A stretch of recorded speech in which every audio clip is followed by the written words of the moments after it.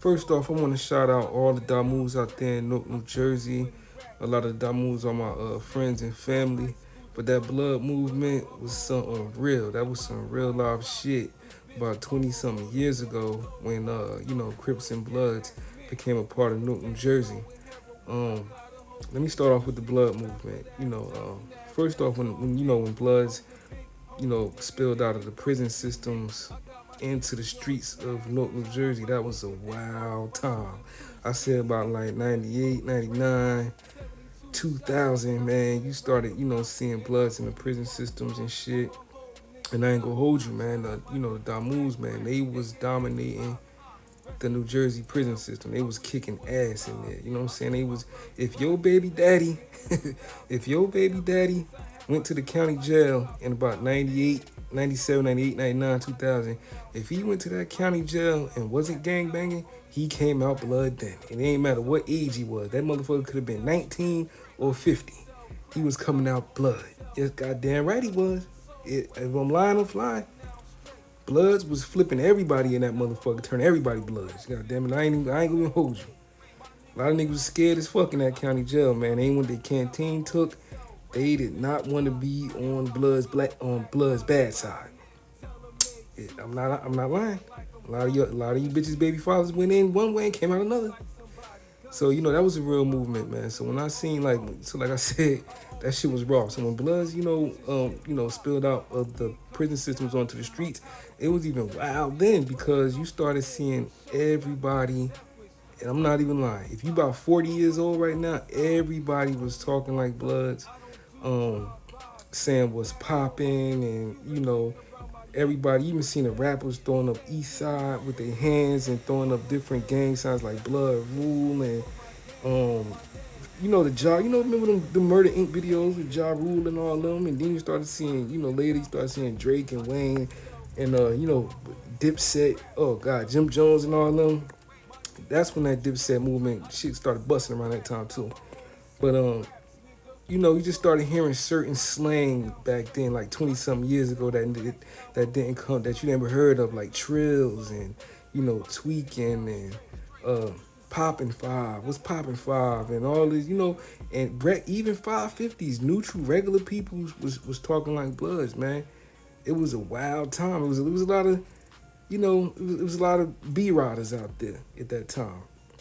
Even the COs, the correctional officers, they was scared as fuck of the Bloods in the prison system. They was doing whatever, bringing in cell phones in, the weed. They ain't want to be on the Damu's bad side either. God damn it.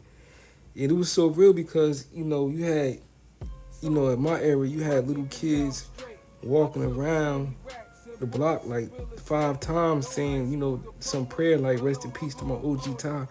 Little kids, 7, 8 years old, 6, 5, walking around the block, saying a blood prayer. So, I ain't gonna hold you that, when Bloods, hit the streets, man, they was painting the town red. I ain't gonna hold you. Some real shit. Everybody wanted to be a Blood back then. You know what I'm saying? And like I said, I want to give a shout out to all the Damus out there, all the Tech Gang 93s, you know what I'm saying?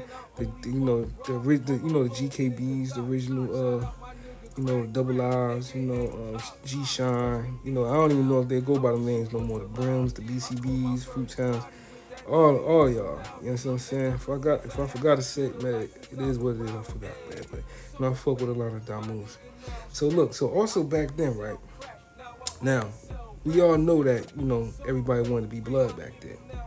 Your baby mama, she was talking that shit too. All the radio personalities, everybody was, all you heard was brat, brat. Even the rappers was saying brat.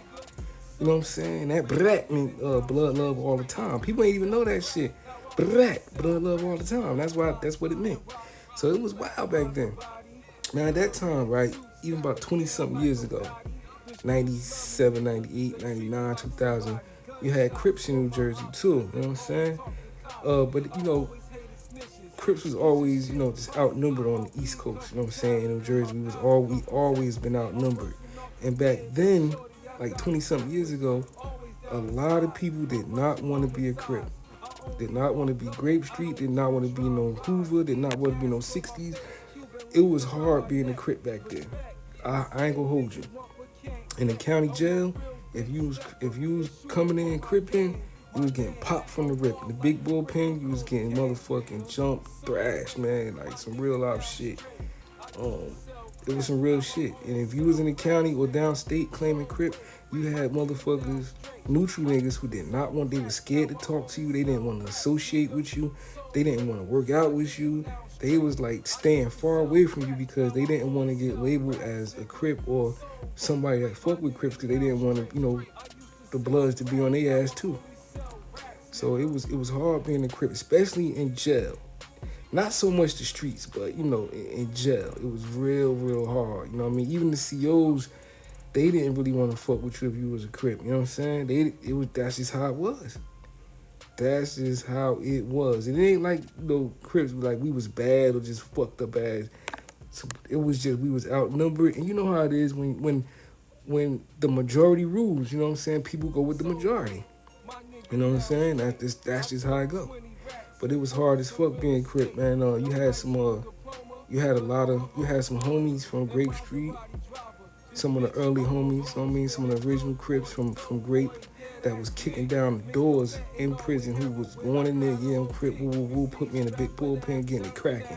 You know what I'm saying? You know who the Grapes was that was doing that. So man, I ain't gonna say no names, but everybody know who it was. You had some Hoovers, a couple of Hoovers, doing the same thing. They, you know what I mean? Going there, woo, woo, woo, put me in a big bullpen, getting it cracking. Going in the county, 10, 11. You know what I'm saying?